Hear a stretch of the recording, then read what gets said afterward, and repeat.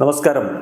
Raf talk ഫുട്ബോളിലേക്ക് അവർക്കും സ്വാഗതം. FC ബാഴ്സലോണ പരിശീലകൻ ചാവി ഹെർണാണ്ടസിനെ സാക്ക് ചെയ്ത കാര്യം ഇന്നലെ പുറത്തു വന്നതിന് പിന്നാലെ ജർമ്മൻ പരിശീലകൻ ഹാൻസി ഫ്ലിക്ക് ബാഴ്സയുടെ കോച്ചായി വരുമെന്ന് എല്ലാ മാധ്യമങ്ങളും റിപ്പോർട്ട് ചെയ്യുന്നു. ചൊവ്വാഴ്ച അതിന്റെ അനൗൺസ്മെന്റ് ഉണ്ടാകും എന്നാണ് റിപ്പോർട്ടുകൾ.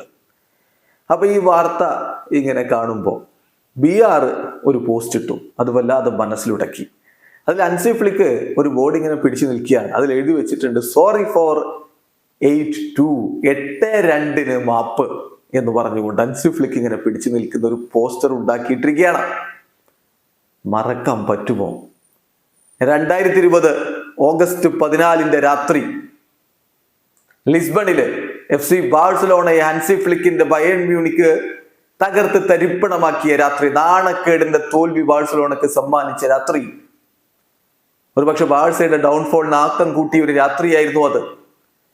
ആ 8-2 തോൽവിക്ക് പിന്നാലെയാണ് കിക്കെ സെറ്റിയനെ പുറത്താക്കുന്നത്, പുതിയ കോച്ചായിട്ട് കൂമാനെ കൊണ്ടുവരുന്നത്. കൂമാൻ സുവാരസിനോട് നിങ്ങൾ വേണ്ടെന്ന് അധികൃതർ എന്നോട് പറഞ്ഞിട്ടുണ്ടെന്ന് പറയുന്നത്, സുവാരസ് പോകുന്നത്, മെസ്സി ബറോഫാക്സ് അയക്കുന്നത്, അങ്ങനെ തുടങ്ങി പ്രശ്നങ്ങളുടെ ഒരു കാലഘട്ടം അവിടെ തുടങ്ങുകയായിരുന്നല്ലോ. എന്തായാലും അന്ന് അതിന് കാർമ്മികത്വം വഹിച്ച ഹാൻസി ഫ്ലിക്ക് തന്നെ ബാഴ്സയുടെ പരിശീലക സ്ഥാനത്തേക്ക് എത്തുന്നു എന്നുള്ളത് വല്ലാത്ത ഒരു അവസ്ഥ തന്നെയാണ്. അന്ന് ബാഴ്സലോണയുടെ വലയിലേക്ക് ഒരു ഗോൾ അടിച്ചയാളാണ് റോബർട്ട് ലെവൻഡോസ്കി. അന്നൊരു ഗോളിന്, തുടക്കത്തിലെ ഗോളിന്, മുള്ളറിന്റെ ഗോളിന് വഴിവെച്ചയാളും റോബർട്ട് ലെവൻഡോസ്കി ആയിരുന്നു. ലെവൻഡോസ്കിയെ മുന്നിൽ നിർത്തിക്കൊണ്ട് ഹാൻസി ഫ്ലിക്ക് ബാഴ്സലോണക്കായിട്ട് തന്ത്രങ്ങൾ മെനയുന്ന നാളുകളാണ് വരാൻ പോകുന്നത്. അതെ, ഫുട്ബോൾ ഇങ്ങനെയൊക്കെയാണ്, എന്തും സംഭവിക്കാം. കാലം കടന്നു പോകുമ്പോൾ എല്ലാം തിരിഞ്ഞു വരാം. ഹാൻസി ഫ്ലിക്ക് ബാഴ്സലോണയുടെ കോച്ചായിട്ട് എത്തുന്നു. 8-2 രാത്രി നിങ്ങൾ ഓർക്കുന്നില്ലേ? 4-ാം മിനിറ്റിൽ തോമസ് മുള്ളറിലൂടെ ബയേൺ ലീഡ് എടുക്കുന്നു. ലെവൻഡോസ്കിയുടെ അസിസ്റ്റ് ആയിരുന്നത്. പിന്നെ 7-ാം മിനിറ്റിൽ അലാബയുടെ ഓൺ ഗോൾ ബാഴ്സ ഒപ്പം. പക്ഷെ പിന്നെ ബാഴ്സ ചിത്രത്തിൽ ഉണ്ടായിരുന്നില്ല.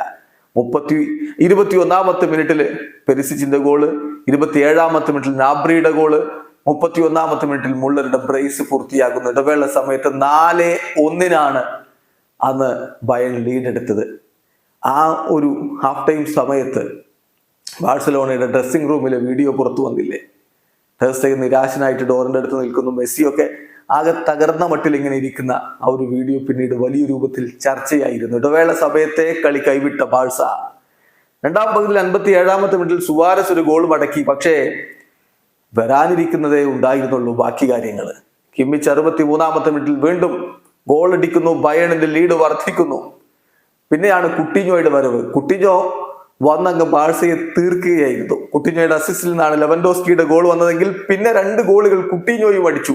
ബാഴ്സയിൽ നിന്ന് ലോണിൽ പോയതായിരുന്നു കുട്ടിഞ്ഞോ ബയേണിൽ എന്ന കാര്യം കൂടി ഓർക്കുക. പിന്നെ തിരികെ വന്ന് ബാഴ്സക്ക് അദ്ദേഹം 1 വർഷം കൂടി കളിക്കുന്നതും നമ്മൾ കണ്ടു. എന്തായാലും 8-2 നാണക്കേട് സമ്മാനിച്ച അതേ ഹാൻസി ഫ്ലിക്ക് ബാഴ്സലോണയിലേക്ക് വരുമ്പോ തീർച്ചയായിട്ടും എന്ത് സംഭവിക്കും കാത്തിരിക്കാം. കാരണം ഹാൻസി ഫ്ലിക്കിൽ ഇപ്പോൾ വലിയ വിശ്വാസം ബാഴ്സലോണ ബോർഡിനുണ്ട്. ജോൻ ലാപ്പോർട്ടക്ക് അദ്ദേഹത്തെ തന്നെ വേണമെന്നായിരുന്നു. ഒടുവിൽ അത് സംഭവിക്കുകയാണ്. ഹാൻസി ഫ്ലിക്ക് ലെവൻഡോസ്കിയെ മുന്നിൽ നിർത്തി ബാഴ്സക്കായിട്ട് തന്ത്രങ്ങൾ ഒരുക്കാൻ പോകുന്നു. വീഡിയോ അവസാനിക്കുന്ന ഫുട്ബോൾ ലോകത്തെ കൂടുതൽ വിശേഷങ്ങളുമായി റാഫ് ടോക്സിൽ എത്താം.